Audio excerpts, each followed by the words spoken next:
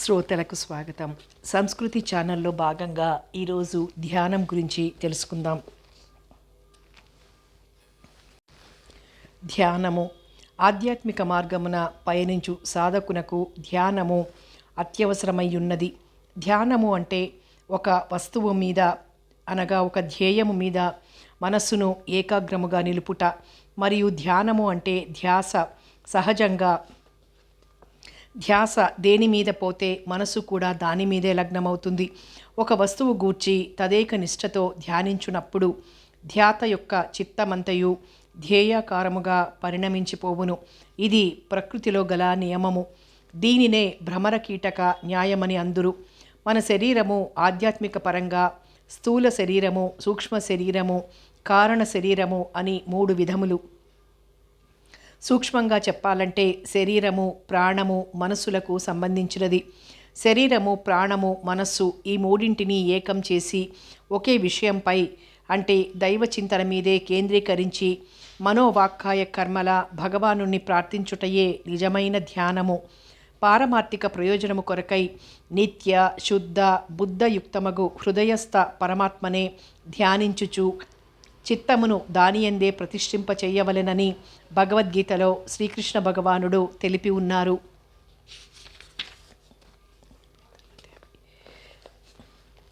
మనస్సును బాహ్య చింతనల నుంచి మరల్చి అంతర్ముఖమునర్చి ఆత్మయందు స్థాపించి ఆత్మ ఏతరమగు ఏ ఇతర విషయములను చింతింపరాదు.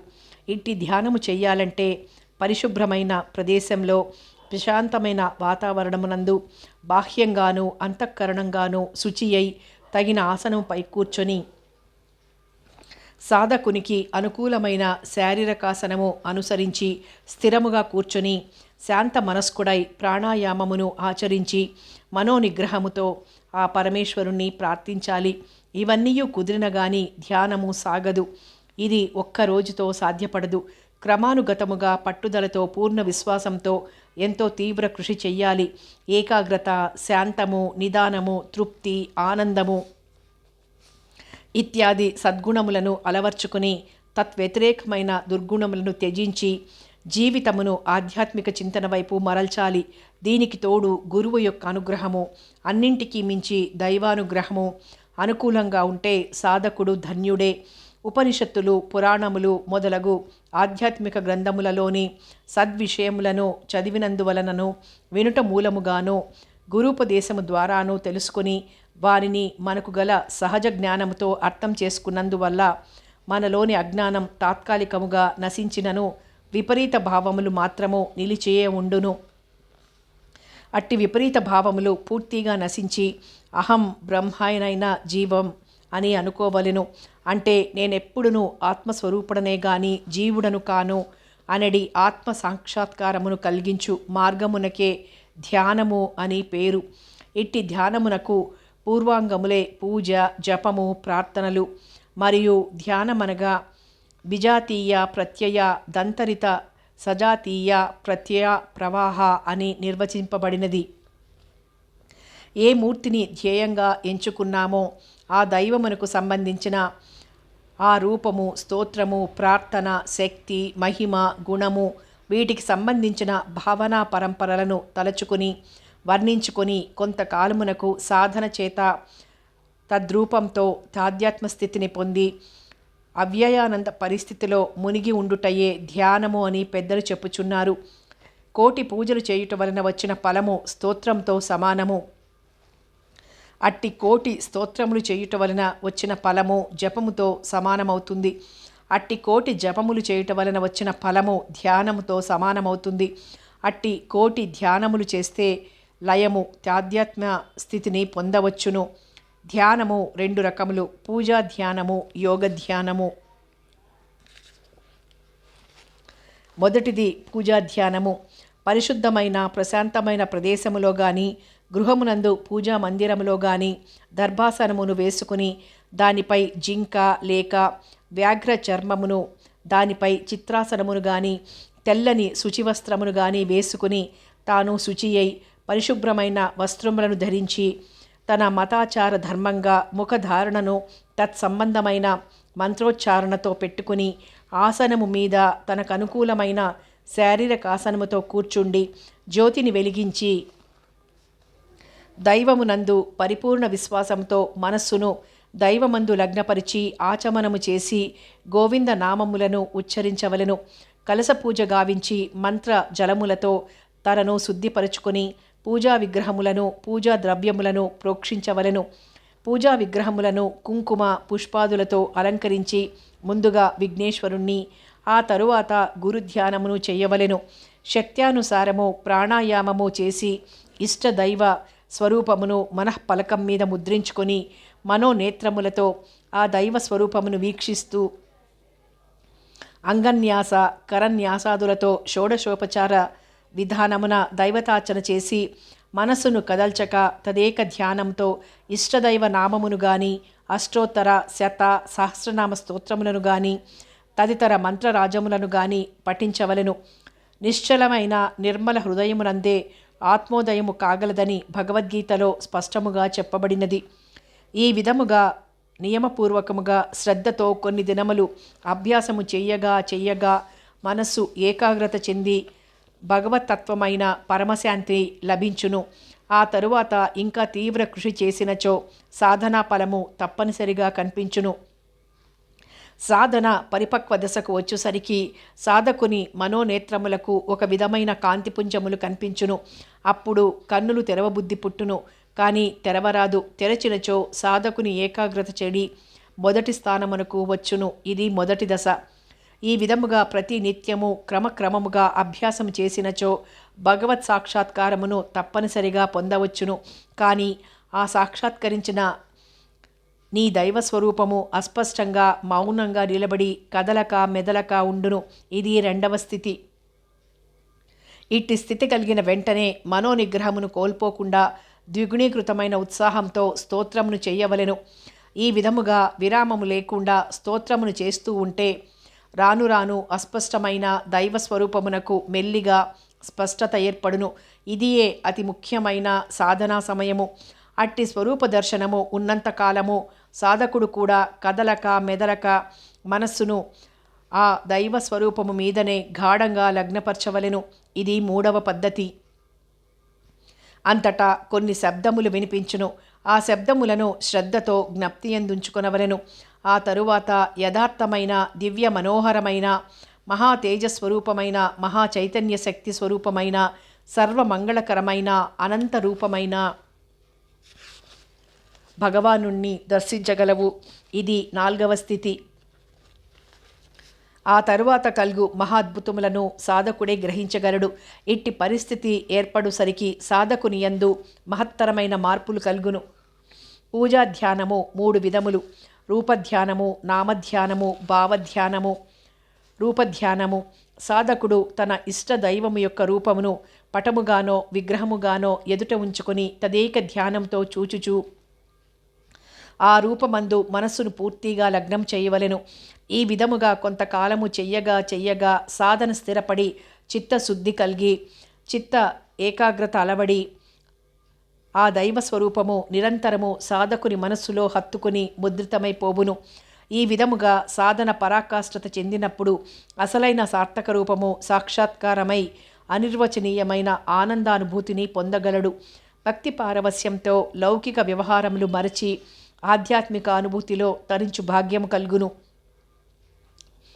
భక్త పోతన, భక్త తుకారాం, సక్కుబాయి, రామకృష్ణ పరమహంస మొదలగు మహనీయులు ఈ విధమైన భక్తి మార్గమునందు పయనించి తరించిరి. 2. నామధ్యానం. సాధకుడు తన ఇష్టదైవం యొక్క నామమును ధ్యానించుచు నామమును భక్తి శ్రద్ధలతో బిగ్గరగా పలుకుచు ఆడుచు పాడుచు భజన చేయవలెను. ఈ విధముగా కొంతకాలము సాధన చేసిన తరువాత ఆ భజనలో తన్మయత్వము చెంది అలసి సొలసి మైమరిచిన స్థితికి సాధకుడు చేరుకొనును. ఆ స్థితిలో నామధ్యానము పైకి వినిపించకుండా సాధకుని హృదయములోనే తనకు తెలియకుండగానే మౌనంగా జరుగుచుండును. ఈ విధముగా కొంతకాలము సాధన చేసిన తరువాత తాధ్యాత్మ స్థితిలో సాధకుడు తనను తానే మరిచిపోవు స్థితి ఏర్పడును. అప్పుడు సాధకునకు మధురమైన అనుభూతి కలిగి అతని ఇష్టదైవము కోటి సూర్యప్రభల కాంతితో ప్రత్యక్షమైనట్లుండును. అప్పుడు సాధకునిలో ఒక విధమైన నూతన చైతన్యం ప్రవేశించి అతని హృదయానికి బ్రహ్మానందభూతి కలుగుతుంది. తిరిగి కొంతసేపటికి ఆ ఆనందానుభూతి తగ్గుతుంది. అప్పుడు సాధకుడు మిక్కిలి వెదచెంది ఆత్మవిశ్వాసంతో ద్విగుణీకృత ఉత్సాహంతో నామధ్యానమును చేసినచో అంతకుముందు కలిగినట్టి బ్రహ్మానందభూతి ద్విగుణీకృతముగా పొందగలడు. సాధకుడు అట్టి స్థితికి చేరిన తరువాత అతని బాహ్య ప్రపంచ చింతలన్నీయూ పూర్తిగా నశించి తన ఇష్టదైవ నామమునే తలచుచు కీర్తించుచు తన్మయుడగును. ఇట్టి తరుణములో ఆ భక్తుల యోగక్షేమములను ఆ భగవానుడు తానే వహించుచు భక్తులకు తానే స్వయంగా సేవ చేయుచు మోక్షమును వసంగగలడు. భక్త ప్రహ్లాదుడు, శబరి, ద్రౌపది మొదలైన పరమభక్తులు ఈ విధముగానే మోక్షమును పొందియున్నారు. 3. భావధ్యానం. సాధకుడు తన ఇష్టదైవము యొక్క గుణగణములను ఎల్లప్పుడూ మననము చేసుకుంటూ కీర్తించుచు ధ్యాన నిమగ్నమై ఏ ఇతర చింతనలను తలచకుండుట. సాధకుడు తన ఇష్టదైవం యొక్క గుణములను పద్యములుగా, పాటలుగా, కీర్తనములుగా పాడుచూ ఆనందించవలెను.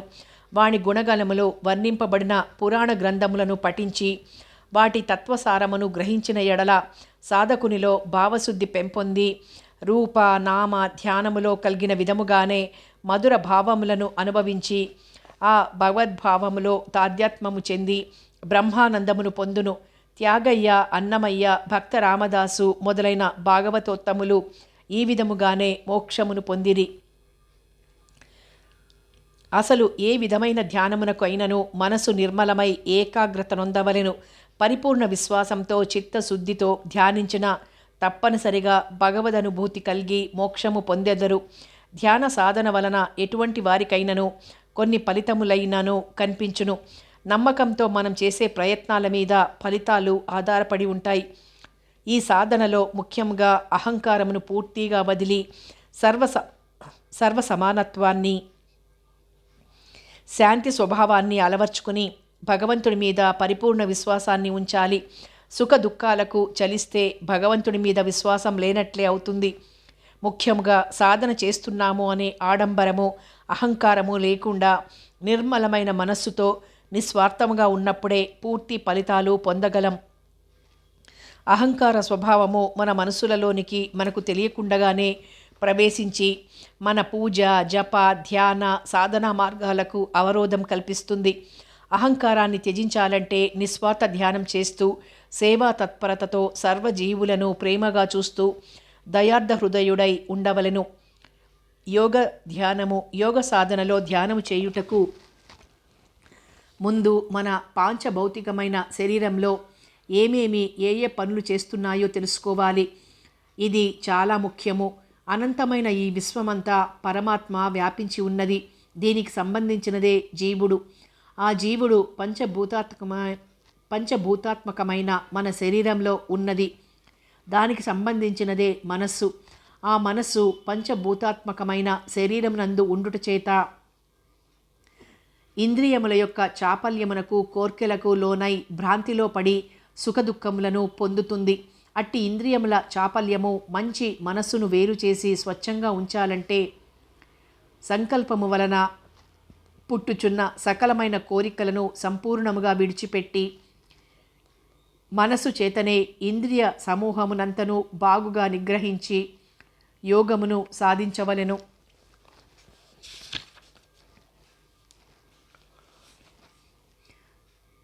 ఓ అర్జున, తన మనస్సునందు తోచిన సమస్త కోరికలను సంపూర్ణముగా ఎప్పుడు వదిలివేయునో మరియు ఆత్మయందే ఆత్మచే నిరంతరము సంతుష్టిని పొందుచున్నాడో అట్టి వ్యక్తి స్థితప్రజ్ఞుడు అని పిలువబడును. ఈ విధముగా సమస్తమైన కోరికలను విడిచి నిరంతరము ఆత్మజ్ఞానమునందే ఆసక్తి కలిగియుండి స్థితప్రజ్ఞత్వము గలవాడై శారీరక బంధనము నుంచి మనస్సును బయటికి తీసుకుని రావటమే మోక్షము. మనస్సును శారీరక బంధనము నుంచి బయటికి తీసుకుని రావటము ధ్యానము వల్ల కలుగుతుంది. శరీరం నుండి ఆత్మను వేరుగా చూసినప్పుడే అశాశ్వతమైన ఈ శరీరం మీద భ్రాంతి పోతుంది. శరీరంలోనున్న దోషాలను మనస్సుతో వేరు చెయ్యాలి. దానికి మనస్సును ఆయత్తం చెయ్యాలంటే మనోనిగ్రహాన్ని సాధించగలం. శరీరము, ఇంద్రియములు, మనస్సు, బుద్ధి, ఆత్మ, పరమాత్మ. ఈ పట్టిక ప్రకారం శరీరము కన్నా ఇంద్రియములు, ఇంద్రియముల కన్నా మనస్సు, మనస్సు కన్నా బుద్ధి, బుద్ధి కన్నా ఆత్మ, ఆత్మ కన్నా పరమాత్మ ఉత్కృష్టమైనవని గ్రహించవలను. మరియు శరీరమును నియమ పద్ధతిలో క్రమశిక్షణగా ఉంచగలిగితే ఇంద్రియములను జయించవచ్చు. ఇంద్రియములను జయించి ఇంద్రియ నిగ్రహముతో మనస్సును అదుపులో నుంచి మనోనిగ్రహమును పొందగలిగితే బుద్ధి శుద్ధమై మన ఆలోచనలను ఆధ్యాత్మిక మార్గము వైపు మరల్చి ఆత్మజ్ఞానమును తెలుసుకునేటట్లు చేస్తుంది. ఆ ఆత్మజ్ఞానమే మనలోనున్న జీవాత్మను దర్శింపచేసి పరమాత్మ స్వరూపుడైన భగవంతుణ్ణి సాక్షాత్కారమును లభింపచేస్తుంది. దేహాదుల కంటే జ్ఞానేంద్రియములు గొప్పవి, జ్ఞానేంద్రియముల కంటే మనస్సు గొప్పది, మనస్సు కంటే బుద్ధి గొప్పది, అట్టి బుద్ధి కంటే శ్రేష్టమైనది ఆత్మ అని పెద్దలు చెప్పుచున్నారు. కావున బుద్ధి కంటే శ్రేష్టమైనది ఆత్మ. ఆత్మను తెలుసుకుని అట్టి ఆత్మచేత మనస్సును పూర్తిగా నిగ్రహించి జయించుటకు కష్టసాధ్యమైనట్టి కామములను, శత్రువును జయింపుము. ముందుగా మనము నిశ్చలంగా ఒక ఆసనము మీద కూర్చుండగలిగితే మనము మన శరీరము మీద తొలి విజయాన్ని సాధించినట్లవుతుంది. శరీరంలోని ఆత్మకు శరీరము ఒక కవచము వంటిది. శరీరానికి కలిగే సుఖదుఖాలు ఆత్మకు సంబంధించినవి కావు. శరీరమే ఆత్మ అనే భ్రాంతికి మాయా అని పేరు. ఈ మాయ శరీరాన్ని నేను అనుకునేటట్లు చేయడం వలన ఈ శరీరానికి కలిగే సుఖదుఖములు మనకు కలిగినట్లు భావిస్తున్నాం. ఈ విధముగా భావించుటకు కారణము మనసు. ఆ మనస్సును నిగ్రహపరిచి ఆత్మావలోకనం చేయగలిగితే ఆత్మను, శరీరమును వేరువేరుగా చూడగలము. ఈ విధముగా శరీరాన్నించి ఆత్మను విడదీసి వేరుగా చూడడం వలన భ్రాంతి అంటే మాయ తొలగిపోయి ఆత్మ యొక్క పరిశుద్ధమైన స్వరూపమును చూడగలము. నానా విధములైన శ్రవణాదులచే కలత చెందియున్న నీ బుద్ధి ఎప్పుడు చలింపనిదై పరమాత్మ ధ్యానమునందు స్థిరముగా నిలిచియుండునో అప్పుడే నువ్వు ఆత్మ సాక్షాత్కారమును పొందెదవు. అంటే బుద్ధి ఎప్పుడు నిశ్చలమై నిర్విషయమై ఆత్మధ్యానమునందు స్థిరముగా ఉండునో అప్పుడే నీకు బ్రహ్మేశ్వర్య రూపయోగము సిద్ధించును. అసలు మనస్సు పరిశుద్ధమైనదే.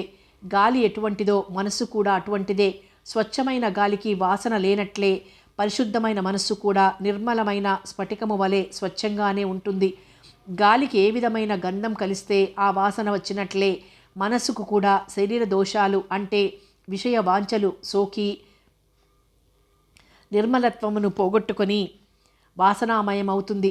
ఈ మనస్సుకు పట్టుకున్న వాసనలు వదిలించుకుంటేనే మనస్సు తిరిగి నిర్మలమైన స్ఫటికము వలె స్వచ్ఛంగా యథాపూర్వ స్థితికి చేరుకుంటుంది. ఈ విధముగా మనస్సును పావనం చెయ్యాలంటే మనస్సును అంతర్ముఖం చెయ్యాలి లేదా వైరాగ్య చింతనతో గడపాలి. ముందుగా మనస్సు నిర్మలంగా ఉండకపోవటానికి గల కారణాలను తెలుసుకోవాలి. ఆ తరువాత అట్టి కారణాలను మనసా వాచ ఆచరించటం పూర్తిగా మానివెయ్యాలి. ఇదే ఇంద్రియ నిగ్రహం.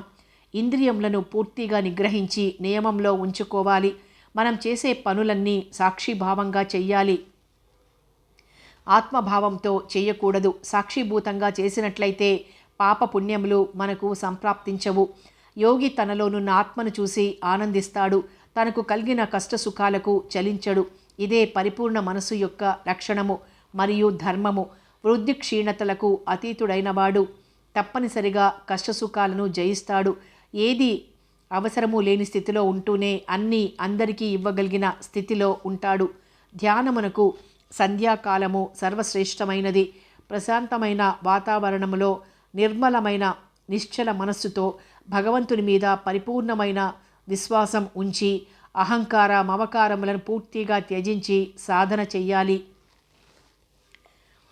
సమాప్తం. ధ్యానము గురించి తెలుసుకున్నాం కదా. మరో మంచి అంశంతో మళ్ళీ కలుసుకుందాం.